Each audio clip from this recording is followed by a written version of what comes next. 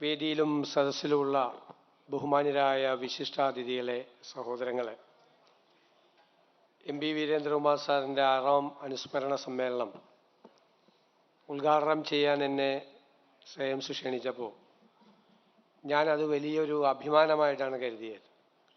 ഞാൻ അതുകൊണ്ടാണ് ശ്രേയംസിനോട് പറഞ്ഞത്, എന്ത് സംഭവിച്ചാലും രാഷ്ട്രീയത്തിലാണ് എന്ത് സംഭവിക്കുക, ഞാനിവിടെ ഉണ്ടാകും കോഴിക്കോട് 28-ാം തീയതി വൈകുന്നേരം എന്ന് പറഞ്ഞു. കാരണം എൻ്റെ മനസ്സിൽ, എൻ്റെ ഹൃദയത്തിൽ ഞാൻ ആദരവോടുകൂടി, ബഹുമാനത്തോടുകൂടി, അത്ഭുതത്തോടുകൂടി പ്രതിഷ്ഠിച്ചിട്ടുള്ള ഒരാളാണ് എം പി വീരേന്ദ്രകുമാർ. ഞാൻ അദ്ദേഹത്തിൻ്റെ പ്രസംഗങ്ങളാണ് കേൾക്കുന്നത്. എൻ്റെ ഓർമ്മ ശരിയാണെങ്കിൽ കെ കരുണാകരൻ്റെ സപ്തതി ആഘോഷങ്ങൾ കേരളം മുഴുവൻ നടന്നു, എല്ലാ ജില്ലകളിലും.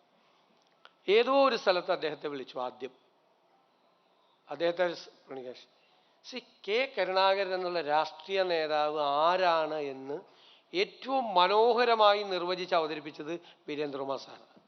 പിന്നെ കേരളം മുഴുവൻ കെ കരുണാകരൻ്റെ ആരാധകർ. വീരേന്ദ്രകുമാർ സാറില്ലാതെ ഈ സപ്തതി ആഘോഷം നടത്തിയിട്ടില്ല. എല്ലാ ജില്ലയിലേക്കും വിളിക്കുക, അദ്ദേഹം എല്ലാ സ്ഥലത്തും പോകും. ആ പ്രസംഗങ്ങൾ ഞാൻ അദ്ദേഹത്തിൻ്റെ ധാരാളം കേട്ടിട്ടുണ്ട്. പിന്നീട് അദ്ദേഹത്തിൻ്റെ പുസ്തകങ്ങൾ വായിക്കാൻ തുടങ്ങിയിട്ടുണ്ട്. പിന്നീടാണ് വ്യക്തിപരമായ അടുപ്പം ഉണ്ടായത്. ആ അടുപ്പം സംഭാഷണങ്ങളിലേക്ക് നീണ്ടു. ഞാൻ ഒരിക്കൽ ഏറ്റവും ദീർഘമായ സംഭാഷണം നടത്തിയത്, ഒരിക്കൽ കൊച്ചിയിൽ നിന്ന് ഡൽഹിയിലേക്ക് ഞങ്ങൾ വിമാനത്തിൽ യാത്ര ചെയ്തു. ആ വിമാനത്തിൽ യാത്ര ചെയ്യുമ്പോൾ അദ്ദേഹത്തിൻ്റെ തൊട്ടരികിലാണ് ഞാൻ ഇരുന്നിരുന്നത്. ഞങ്ങൾ രണ്ടുപേരും ഒരു പുസ്തകം തുറന്നു വെച്ചു. പക്ഷേ സംസാരം തുടങ്ങി, ഒരക്ഷരം ഞങ്ങൾ രണ്ടുപേരും അവിടം വരെ വായിച്ചില്ല. പക്ഷെ എൻ്റെ കയ്യിൽ ആ പുസ്തകത്തിൻ്റെ ഏറ്റവും അവസാനത്തെ പേജിൽ ഒരു ഗ്യാപ്പ് ഉണ്ടാവുമല്ലോ, ആ ഗ്യാപ്പ് മുഴുവൻ എൻ്റെ കയ്യിലൊരു പെൻസിലുണ്ടാവും വായിക്കുമ്പോൾ. ഈ പെൻസിൽ കൊണ്ട് അടയാളപ്പെടുത്തി. കാരണം അവിടെ എത്തുന്നതിന് ഉൾപ്പെടെ അദ്ദേഹം ഒരു 100-ലധികം പുസ്തകങ്ങളെക്കുറിച്ച് എന്നോട് പറഞ്ഞിട്ടുണ്ട്. 100-ലധികം പുസ്തകങ്ങളെക്കുറിച്ച്. മാത്രമല്ല, ആ പുസ്തകങ്ങളുടെ പേരും അതിൻ്റെ ഓഥറിൻ്റെ പേര് മാത്രമല്ല, അതിൻ്റെ കണ്ടന്റ് എന്താണ് എന്ന് അദ്ദേഹം ഇങ്ങനെ പറയുകയാണ്. അപ്പം എൻ്റെ മനസ്സിലെപ്പോഴും ആഗ്രഹമാണ്, ഇതുപോലെ എനിക്ക് എൻ്റെ ജീവിതത്തിൽ ആരോടെങ്കിലും സംസാരിക്കാൻ പറ്റണം. കുറേ പുസ്തകങ്ങളെക്കുറിച്ച്, പുസ്തകത്തിലെ കോണ്ടന്റിനെക്കുറിച്ച് എൻ്റെ ഒരു താഴെയുള്ള ഒരു അടുത്ത ജനറേഷനിൽപ്പെട്ട ചെറിയ യങ്ങർ ജനറേഷനെ പറ്റിയുള്ള ഒരു കുട്ടിയോട് എനിക്ക് പറഞ്ഞ് എനിക്ക് ആ കുട്ടിയെ ഇൻസ്പയർ ചെയ്യാൻ പറ്റണം. ഞാൻ MLA ആയി കഴിഞ്ഞിട്ടാണ്, എനിക്ക് കുറച്ചുകൂടി പ്രായമായി കഴിഞ്ഞിട്ടാണ് ആ ഇരിപ്പിരിക്കുന്നത്. പക്ഷെ അത് എൻ്റെ ഓർമ്മയിൽ, എൻ്റെ ജീവിതത്തിൽ ഒരിക്കലും മറക്കാൻ പറ്റാത്ത എൻ്റെ ഏറ്റവും മനോഹരമായ യാത്ര ഏതാണ് എന്ന് ചോദിച്ചാൽ ഞാൻ അഭിമാനത്തോടെ പറയും, കൊച്ചിയിൽ നിന്ന് ഡൽഹിയിലേക്ക് വീരേന്ദ്രകുമാർ സാറിൻ്റെ കൂടെ നടത്തിയ യാത്ര. ഞാൻ അതിശയോക്തി പറയല്ല. പിന്നെ എപ്പോഴും ഞാൻ അദ്ദേഹം ജീവിച്ചിരിക്കുമ്പോഴും മരിച്ചതിന് ശേഷം ആലോചിച്ചിട്ടുണ്ട്, ഓരോ യാത്ര പോകുമ്പോഴും, ദീർഘയാത്ര പോകുമ്പോൾ അദ്ദേഹം അടുത്തുണ്ടായിരുന്നെങ്കിൽ എന്ന് ആഗ്രഹിച്ചിട്ടുണ്ട്. അത്രയും ജീവിതത്തിൽ ഓർത്തു വയ്ക്കാൻ ഞാൻ സൈനോട് പറഞ്ഞിട്ടുണ്ട്. ആ യാത്രയെക്കുറിച്ച്, ഇങ്ങനെ ഒരു യാത്ര നടത്തിയ അനുഭവത്തെക്കുറിച്ച് പറഞ്ഞിട്ടുണ്ട്. അതൊരു വലിയ ഓർമ്മയാണ്. ഒരു മനുഷ്യൻ ആരാണ്, നമ്മളെ വിസ്മയിപ്പിക്കുന്ന പാണ്ഡിത്യമാണ്. അത് ആഴത്തിലുള്ളതാണ്, പെരിഫറലല്ല. നമ്മൾ ഒരുപാട് പണ്ഡിതന്മാരെ കാണാറുണ്ട്, നമുക്ക് 5 മിനിറ്റ് മനസ്സിലാവും പണ്ഡിതൻ പെരിഫറലാണോ ആഴത്തിലുള്ള ആളാണോ എന്ന് 5 മിനിറ്റ് നമുക്ക് മനസ്സിലാവും. ഇത് വളരെ ആഴത്തിലാണ്. ഏത് വിഷയത്തെക്കുറിച്ച് ചോദിച്ചാൽ, ഇപ്പോൾ പറഞ്ഞ ഫിനാൻസിനെ കുറിച്ച് ചോദിച്ചാൽ അപ്പോൾ തന്നെ വാൾ സ്ട്രീറ്റ് ജേർണലിനെ കുറിച്ച് എഴുതിയൊരു പുസ്തകത്തെക്കുറിച്ച് പറയും. പിന്നെ സ്വീഡനിലെ ഇക്കോണമിയെക്കുറിച്ച് പറയും. സ്കാൻഡിനേവിയൻ രാജ്യങ്ങളിലെ സ്വീഡൻ്റെ ഇക്കോണമിയാണ് ഏറ്റവും രസകരമായ ഇക്കോണമി. ടാക്സിനെ കുറിച്ച് ചോദിച്ചാൽ അപ്പോൾ പറയും സ്വീഡനിൽ 50% ടാക്സ് ആണ് എന്ന് പറഞ്ഞാൽ, അപ്പോൾ സ്വീഡനെക്കുറിച്ചും സ്വീഡൻ്റെ എക്കോണമിയെക്കുറിച്ചും സംസാരിച്ച് അപ്പോൾ തുടങ്ങും. ഏതെങ്കിലും ഒരു എക്കണോമിക്സിനെ പറ്റി സംസാരിച്ചാൽ നമ്മൾ അറിയാത്ത ഏറ്റവും ലേറ്റസ്റ്റ് ആയിട്ടുള്ള ഒരു എക്കണോമിക്സിനെ പറ്റി അപ്പോൾ പറയും. അങ്ങനെ പറയും. ഏത് എഴുത്തുകാരനെ കുറിച്ച് ചോദിച്ചു കഴിഞ്ഞാലും, ഏത് പുസ്തകത്തെക്കുറിച്ച് ചോദിച്ചാലും പറയും. അതുപോലെ നമ്മൾ പറയുമല്ലോ, ചിലർ പ്രോഫറ്റിക് ആവുമെന്ന് പറയും, ചിലർ പ്രവചനാത്മകമായി അവർ നേരത്തെ മുൻകൂട്ടി അറിയും. ഞാൻ ക്ലൈമറ്റ് ചേഞ്ചിനെ കുറിച്ച് 15 കൊല്ലം മുമ്പ് പ്രസംഗിക്കാറുണ്ടായിരുന്ന ഒരാളാണ്. പക്ഷെ അപ്പോൾ എൻ്റെ ധാരണ, എൻ്റെ ഉള്ളിൽ പ്രസംഗിക്കുകയാണ്, പക്ഷേ എൻ്റെ ജനറേഷൻ്റെ കാലത്തും എൻ്റെ മകളുടെ ജനറേഷൻ്റെ സമയത്തും ഒന്നും ഈ ക്ലൈമറ്റ് ചേഞ്ച് ഒന്നും ഉണ്ടാവില്ല എന്നാണ് എൻ്റെ ധാരണ. പക്ഷെ വീരേന്ദ്രകുമാർ സാർ അത് മുൻകൂട്ടി കണ്ട ആളാണ്. ക്ലൈമറ്റ് ചേഞ്ചിനെ കുറിച്ച്, ഈ പ്രകൃതിയെ സംരക്ഷിക്കേണ്ടതിനെക്കുറിച്ച്, ഈ പ്രകൃതിയും മനുഷ്യനും ഒന്നാണ് എന്നതാണ് അദ്ദേഹത്തിൻ്റെ പ്രസംഗങ്ങളും അദ്ദേഹത്തിൻ്റെ പുസ്തകങ്ങളും. പ്രകൃതിയും മനുഷ്യനും രണ്ടല്ല, രണ്ടും ഒന്ന് തന്നെയാണ് എന്നാണ്. ഇന്നിപ്പോൾ ലോകത്ത് മുഴുവൻ ചർച്ചയാകുന്ന ഏറ്റവും പ്രധാനപ്പെട്ട സബ്ജക്റ്റ് എന്താണെന്നറിയാം? വൺ ഹെൽത്ത് എന്നാണ്. വൺ ഹെൽത്ത് എന്ന് പറയുന്ന വാക്കാണ് ലോകത്ത് നിന്ന് ഏറ്റവും കൂടുതൽ ചർച്ച ചെയ്യപ്പെടുന്നത്. ലോകം മുഴുവൻ നമ്മളോട് പറയുകയാണ്, നിങ്ങൾക്ക് മാത്രമായി ഒരു ആരോഗ്യമില്ല, സംരക്ഷണമില്ല. പ്രകൃതിയുടെ കൂടി ആരോഗ്യം സംരക്ഷിച്ചാൽ മാത്രമാണ് നിങ്ങളുടെ ആരോഗ്യം നിലനിൽക്കുകയുള്ളൂ. മനുഷ്യ വംശത്തിൻ്റെ നിലനിൽപ്പ് എന്ന് പറയുന്നത് പ്രകൃതിയുടെ നിലനിൽപ്പുമായി പരസ്പരമായി ബന്ധപ്പെട്ട് നിൽക്കുന്ന ഒരു പാരസ്പര്യമുണ്ട്. അതിനെക്കുറിച്ചാണ് വൺ ഹെൽത്ത് എന്ന് പറയുന്നത്. പ്രകൃതിയുടെ ആരോഗ്യം നശിച്ചാൽ നിങ്ങളില്ല, നിങ്ങളുടെ ആരോഗ്യവും ഇല്ല. ഇപ്പോൾ കോവിഡിന് ശേഷം ആ വാക്കിന്, വൺ ഹെൽത്ത് എന്ന് പറയുന്ന വാക്കിന് ഇന്ന് പ്രചാരം ലഭിച്ച് ലോകം മുഴുവൻ ചർച്ച ചെയ്യപ്പെടുകയാണ്. പക്ഷെ എത്രയോ വർഷങ്ങൾക്ക് മുൻപ് വീരേന്ദ്രകുമാർ സാർ ഈ വൺ ഹെൽത്ത് എന്നുള്ള ആശയത്തിൽ അടങ്ങിയിരിക്കുന്നതിനെ കുറിച്ച് എത്രയോ മനോഹരമായി എഴുതി.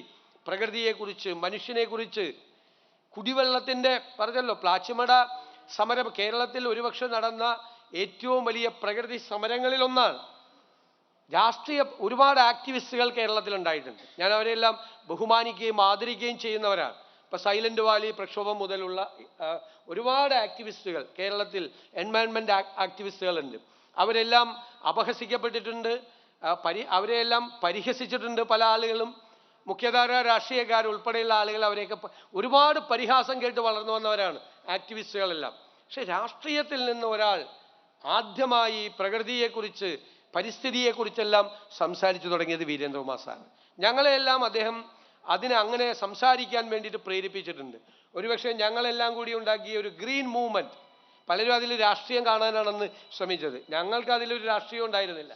ഞങ്ങൾക്ക് ഈ ആശയങ്ങളായിരുന്നു പ്രധാനം. അതായത് ഒരു ജർമ്മനിയിലെ ഗ്രീൻ പാർട്ടിയെ പോലെ, ഗ്രീൻ പാർട്ടിയെ പോലെ കേരളത്തിലെ രാഷ്ട്രീയ പാർട്ടികളിൽ ഈ പ്രകൃതി സംബന്ധമായ തീരുമാനങ്ങൾ എടുക്കുമ്പോൾ ഒരു സമ്മർദ്ദ ഗ്രൂപ്പായി, ഒരു പ്രഷർ ഗ്രൂപ്പായി ഇതുണ്ടാകണം, അതിൻ്റെ തുടക്കമാകണം ഇതെന്നാണ് ഞങ്ങളെല്ലാവരും ചിന്തിച്ചത്. അതുകൊണ്ട് ഓരോ തീരുമാനങ്ങൾ എടുക്കുമ്പോൾ ഇടപെടലുകൾ നടത്തി ഒരു സസ്റ്റൈനബിൾ ഡെവലപ്മെൻ്റ് എന്നുള്ള ഒരു ആശയത്തെ ഡെവലപ്പ് ചെയ്തുകൊണ്ടാണ് നിന്നത്. ആ മൂവ്മെൻറ്റിന് പോലും വീരേന്ദ്രകുമാർ സാറിനെ പോലുള്ള ഒരാൾ ഈ ഒരു രാഷ്ട്രീയ നേതൃത്വത്തിൽ നിന്നുകൊണ്ട്, മുഖ്യധാര രാഷ്ട്രീയത്തിൽ നിന്നുകൊണ്ട് പ്രകൃതിയെക്കുറിച്ച്, പരിസ്ഥിതിയെക്കുറിച്ച്, കുടിവെള്ളത്തിൻ്റെ ആവശ്യകതയെക്കുറിച്ച് എല്ലാം അദ്ദേഹം പറഞ്ഞിട്ടുണ്ട്. പ്ലാച്ചിമടയിൽ അദ്ദേഹം നടത്തിയ അതിമനോഹരമായ പ്രസംഗങ്ങളുണ്ട് ഇല്ലേ? കുട്ടികൾക്ക് വിഷം കൊടുത്തിട്ട് ഞങ്ങൾ മുഴുവൻ വെള്ളം കൊണ്ടുപോയിക്കോളാം എന്നാരെങ്കിലും പറഞ്ഞാൽ അത് നമുക്ക് സമ്മതിച്ചു കൊടുക്കാൻ പറ്റില്ല എന്നാണ് അല്ലേ? കുട്ടികൾക്ക് വിഷം കൊടുത്തിട്ട് ഞങ്ങൾ മുഴുവൻ കുടിവെള്ളം ഞങ്ങൾ ഊറ്റിക്കൊണ്ടുപോകാം. ലോകത്താദ്യമായിട്ടാണ് കൊക്കക്കോളയുടെ ഒരു കമ്പനിയുടെ ഒരു പ്ലാന്റ് അവിടെ പൂട്ടിക്കുന്നത്. യഥാർത്ഥത്തിൽ അദ്ദേഹം അതിനെക്കുറിച്ച് ശാസ്ത്രീയമായി പഠിച്ചത് കൃത്യമായി മനസ്സിലാക്കി. വെള്ളത്തിൻ്റെ ദൗർലഭ്യം ഉണ്ടായാൽ എങ്ങനെയാണ്, ഭൂഗർഭ ജലമാണ് വെള്ളം ഏറ്റവും കൂടുതൽ. നമ്മളൊക്കെ പ്ലാച്ചിമടയെക്കുറിച്ച് ഉള്ള ആ സമരത്തിൻ്റെ ഭാഗമായിട്ടാണ് ഈ ഗ്രൗണ്ട് വാട്ടറിനെ കുറിച്ച് സ്റ്റഡി ചെയ്യുന്നത്. നമുക്കാർക്കും അറിയില്ല. ഗ്രൗണ്ട് വാട്ടറാണ് ഏറ്റവും പ്രധാനപ്പെട്ട, ഈ ജലലഭ്യതയുടെ ഏറ്റവും പ്രധാനപ്പെട്ട കമ്പോണൻ്റ് എന്ന് പറയുന്നത് ഗ്രൗണ്ട് വാട്ടറാണ്. ആ ഗ്രൗണ്ട് വാട്ടറാണ് നമുക്ക് ഏറ്റവും പ്രധാനം. നമ്മൾ മഴ പെയ്യുമ്പോൾ കുറേ വെള്ളം കടലിൽ പോകുന്നുണ്ടെങ്കിലും കുറേ വെള്ളം ഭൂമിയിലേക്ക് ഇറങ്ങി വരും. അതാണ് സാധാരണക്കാരൻ്റെ വാട്ടർ റിസോഴ്സ് എന്ന് പറയുന്നത് അല്ലേ? നമുക്ക് പൈപ്പിൽ കൂടെ വെള്ളം കൊടുക്കുന്നത് എത്രയാ?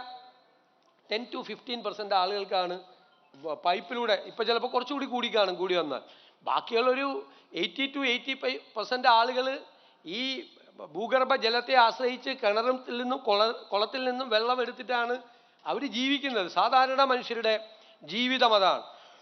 അപ്പം അതിനെക്കുറിച്ചെല്ലാമുള്ള കൃത്യമായ ബോധ്യം അദ്ദേഹത്തിനുണ്ടായിരുന്നു. ഇത്രയും കാര്യങ്ങൾ സംസാരിക്കുമ്പോൾ പ്രകൃതിയെക്കുറിച്ച്, മനുഷ്യനെക്കുറിച്ച്, ആരോഗ്യത്തെക്കുറിച്ച്, ജലത്തെക്കുറിച്ച് എല്ലാമുള്ള ആശയങ്ങളുണ്ടായിരുന്നു. രാഷ്ട്രീയ നേതാവെന്നുള്ള നിലയിൽ അദ്ദേഹം ഒരു സോഷ്യലിസ്റ്റായിരുന്നു. സോഷ്യലിസ്റ്റുകാർ എന്ന് പറയുന്നത് ഗാന്ധിയുടെ സോഷ്യലിസം പോരാ എന്ന് വിചാരിച്ചവർ, നെഹ്റുവിൻ്റെ സോഷ്യലിസം പോരാ എന്ന് വിചാരിച്ചവരാണ്. നല്ല മനുഷ്യരാണ്. അത് പോരാ, ഇനിയും സോഷ്യലിസ്റ്റ് ആവണം. രാം മനോഹർ ലോഹ്യ എന്ന് പറയുന്നയാൾ, ഞാൻ വീരേന്ദ്രകുമാർ സാറുമായി സംസാരിച്ചപ്പോൾ അദ്ദേഹം രസകരമായ ഒരു കഥ എന്നോട് പറഞ്ഞിട്ടുണ്ട്. വളരെ രസകരമായ ഒരു കഥ. ഞാൻ ഇപ്പോഴും അത് ഓർത്തു വയ്ക്കുന്ന ഒരു കഥയാണ്. പണ്ഡിറ്റ് ജവഹർലാൽ നെഹ്റു എന്ത് തീരുമാനം എടുത്താലും ഇപ്പോഴത്തെ കാലത്തൊന്നും പോലെയല്ല. എല്ലാ പ്രതിപക്ഷ നേതാക്കന്മാർക്കും കത്തെഴുതും, എല്ലാ മുഖ്യമന്ത്രിമാർക്കും കത്തെഴുതും. അദ്ദേഹം മുഖ്യമന്ത്രിമാർക്ക് അയച്ച കത്തുകൾ മുഴുവൻ ഞാൻ വായിച്ചിട്ടുള്ള ഒരാളാണ്. ഭയങ്കര രസകരമാണ്. പുതിയ പ്രോജക്റ്റുകൾ തുടങ്ങുമ്പോൾ എല്ലാവരെയും കമ്മ്യൂണിക്കേറ്റ് ചെയ്യും. അങ്ങനെ ഒരു വലിയ പ്രോജക്റ്റ് തുടങ്ങാൻ വേണ്ടി അദ്ദേഹം ഉദ്ദേശിച്ചപ്പോൾ അദ്ദേഹം പ്രതിപക്ഷ നേതാവായി. ഇവർ വലിയ കൂട്ടുകാരായിരുന്നു ചെറുപ്പത്തിൽ. സ്വാതന്ത്ര്യ സമരകാലത്തൊക്കെ വളരെ അടുത്ത സുഹൃത്തുക്കളായിരുന്നു. അപ്പോൾ ഇദ്ദേഹത്തിന് ഒരു കത്ത് കൊടുത്തു. ആർക്ക് കത്ത് കൊടുത്തു? രാം മനോഹർ ലോഹ്യയ്ക്ക് കൂടി ഒരു കത്തയച്ചു. അപ്പോൾ രാം മനോഹർ ലോഹ്യ ഈ പ്രോജക്റ്റിനെ കുറിച്ച് പറഞ്ഞുകൊണ്ടാണ് കത്ത് എഴുതിയത്. രാം മനോഹർ ലോഹ്യയുടെ കത്തിൻ്റെ രസകരമായ ഒരു മറുപടിയുണ്ട്. അദ്ദേഹം കത്തയച്ചപ്പോൾ ഡിയർ പ്രൈം മിനിസ്റ്റർ എന്ന് പറഞ്ഞുകൊണ്ടാണ് കത്ത് എഴുതിയത്. എന്നിട്ട് ഔട്ട്റൈറ്റ് ആയിട്ട് ഇത് റിജക്റ്റ് ചെയ്ത് ഈ പ്രപ്പോസൽ ഇത് പോരാ, ഇത് ശരിയല്ല, ഇതിൽ ഒരുപാട് കറക്ഷൻസ് വരുത്തണം, മറ്റാണെന്ന് പറഞ്ഞിട്ട് കത്തെഴുതി. ഭയങ്കരമായിട്ടൊരു കത്ത് വിമർശിച്ചുകൊണ്ട് ഇത് പോരാ എന്ന് പറഞ്ഞുകൊണ്ട് എഴുതി. അപ്പോൾ പണ്ഡിറ്റ് നെഹ്റുവിൻ്റെ ഒരു മറുപടി ഉണ്ട്, ഭയങ്കര രസകരമായ മറുപടി. Dear Lohiaji, rejection of my proposals has not pain me, but it pain me a lot that you called me dear prime minister. I am your old Jawahar. എൻ്റെ പ്രപ്പോസൽസ്, എൻ്റെ നിർദ്ദേശങ്ങൾ നിങ്ങൾ നിരസിച്ചതല്ല എന്നെ വേദനിപ്പിച്ചത്. നിങ്ങൾ എന്നെ പ്രിയ പ്രധാനമന്ത്രി എന്ന് വിളിച്ച് എന്നെ അഭിസംബോധന ചെയ്തതാണ് എന്നെ വേദനിപ്പിച്ചത്. ഞാൻ നിന്റെ പഴയ ജവഹറാടാ എന്നാണ് ആ മറുപടി. സത്യം പറഞ്ഞാൽ നമ്മൾ കോരിത്തരിച്ചു പോകും പ്രതിപക്ഷ ബഹുമാനത്തെക്കുറിച്ച്, സ്നേഹബന്ധങ്ങളെക്കുറിച്ച്. അതുകൊണ്ടാണ് ഞാൻ എന്നെ മുഖ്യമന്ത്രി എന്ന് വിളിക്കുമെന്ന് പറയുമ്പോൾ സതീഷ് എന്ന് വിളിച്ചാൽ മതി എന്ന് ഞാൻ ശ്രേയനോട് പറഞ്ഞു. ഇത് മനസ്സിൽ കിടക്കുകയാണ്. ഇതൊരു മനോഹരമായ വാചകമാണ്. അദ്ദേഹത്തിന് അത് വളരെ വികാരഭരിതനായിട്ടാണ്. നെഹ്റുവിൻ്റെ വിമർശകനാണ്, പക്ഷെ വളരെ വികാരഭരിതനാണ് വീരേന്ദ്രകുമാർ സാറ്. ഈ ലോഹ്യാജിക്ക് നെഹ്റു 2 രാത്രി ലോഹ്യാജി വിളിച്ച് നെഹ്റുവിനോട് സോറി പറഞ്ഞു. ഞാൻ അങ്ങനെ ഒഫീഷ്യലായിട്ട് എഴുതിപ്പോയതാണ്, ഇയാൾ വിഷമിക്കൊന്നും വേണ്ട എന്ന് പറഞ്ഞു. I am your old Jawahar. അല്ലേ, എന്നെ പ്രധാനമന്ത്രി എന്ന് അഭിസംബോധന ചെയ്താണ് എനിക്ക് വിഷമമുണ്ടാക്കിയത്. എത്ര തിളക്കമാർന്ന സ്നേഹബന്ധം. പ്രതിപക്ഷത്തിരുന്ന് വിമർശിക്കുന്ന ഒരാളോട് എത്ര വലിയ മനസ്സുണ്ടാകണം അതിന്. നമ്മളൊക്കെ അവിടെ എത്താൻ, അവിടെ യാത്ര ചെയ്ത് അവിടെ എത്താൻ, ആ മനസ്സൊരുക്കത്തിൽ എത്താൻ ഇനി എത്ര നാൾ യാത്ര ചെയ്യണം? ഞാൻ എപ്പോഴും ആലോചിക്കും, സത്യത്തിൽ മുഖ്യമന്ത്രി പദം ഏറ്റെടുത്തപ്പോഴും ഈ പണ്ഡിറ്റ് ജവഹർലാൽ നെഹ്റു ഈ ലോഹ്യാജിക്ക് അയച്ച കത്തിനെ കുറിച്ച് വീരേന്ദ്രകുമാർ സാറ് പറഞ്ഞത് ഞാൻ അന്ന് ഓർത്തു.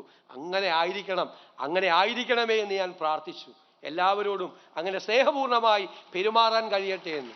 വായനയിലൂടെ, അറിവുള്ളവരുമായി നമ്മൾ സംവദിക്കുന്നതിലൂടെ എത്രയോ പുതിയ കാര്യങ്ങൾ, എത്രയോ വലിയ കാര്യങ്ങൾ, നമ്മൾ ഒന്നുമല്ല എന്നുള്ള തിരിച്ചറിവിലേക്ക്, നമ്മൾ എത്ര ചെറുതാണ് എന്നുള്ള തിരിച്ചറിവിലേക്ക്, ഈ ലോകത്തുള്ള അറിവിൻ്റെ ഒരു അറ്റത്ത് മാത്രം പോലും നമ്മൾ എത്തിയിട്ടില്ല എന്നുള്ള തോന്നൽ, അത് നമ്മളെ ചെറുതാക്കുകയും നമ്മളെ വിനീതരാക്കുകയും ഒരുപാട് കാര്യങ്ങൾ ചെയ്യാൻ നമ്മളെ ഇൻസ്പയർ ചെയ്യുകയും ചെയ്യും. ഒരുപാട് കാര്യങ്ങൾ ചെയ്യാൻ. നമ്മുടെ സാധാരണ മനുഷ്യരുടെ ജീവിതത്തെക്കുറിച്ചാണ് എഴുതിയത് അദ്ദേഹം, അല്ലേ? സാധാരണക്കാരായ മനുഷ്യരുടെ ജീവിതത്തെക്കുറിച്ച്, ഏകശാസനാധികാരത്തെക്കുറിച്ച് എഴുതിയിട്ടുണ്ട് മനോഹരമായി. എന്നുവെച്ചാൽ ഡിക്റ്റേറ്റർഷിപ്പിനെ കുറിച്ച് വളരെ രസകരമായി അദ്ദേഹം അതിനെ വർണ്ണിച്ചുകൊണ്ട് അദ്ദേഹം എഴുതിയിട്ടുണ്ട്. ഹൈമവത ഭൂവിൽ എന്ന് പറയുന്ന ഏറ്റവും കൂടുതൽ സർക്കുലേഷൻ ഉണ്ടായ ആ പുസ്തകം, അദ്ദേഹം തന്നെ ക്ഷണിച്ചിട്ട് ഒരിക്കൽ ആ പരിപാടിയിൽ പങ്കെടുക്കാൻ വേണ്ടി ആ പുസ്തകത്തിൻ്റെ ഒരു പരിപാടിയുമായി ബന്ധപ്പെട്ട് ഞാൻ തന്നെ വന്നന്ന് MLA ആയിരുന്നപ്പോൾ സംസാരിച്ചിട്ടുണ്ട്. അദ്ദേഹവുമായി ഒരിക്കൽ സംസാരിച്ചപ്പോൾ മുഴുവൻ ടോക്ക് വിവേകാനന്ദനെ പറ്റിയായിരുന്നു, സ്വാമി വിവേകാനന്ദനെ പറ്റിയായിരുന്നു ടോക്ക്. അപ്പം എനിക്കും ഭയങ്കര ഇൻട്രസ്റ്റ് ആയിട്ടുള്ള ഒരു ഏരിയ ആയിരുന്നു. അപ്പോൾ ഞാനും കുറേ സംസാരിച്ചു വിവേകാനന്ദനെ കുറിച്ച്. എനിക്കുള്ളതിൻ്റെ 10 ഇരട്ടി അറിവ് അദ്ദേഹത്തിനുണ്ട്.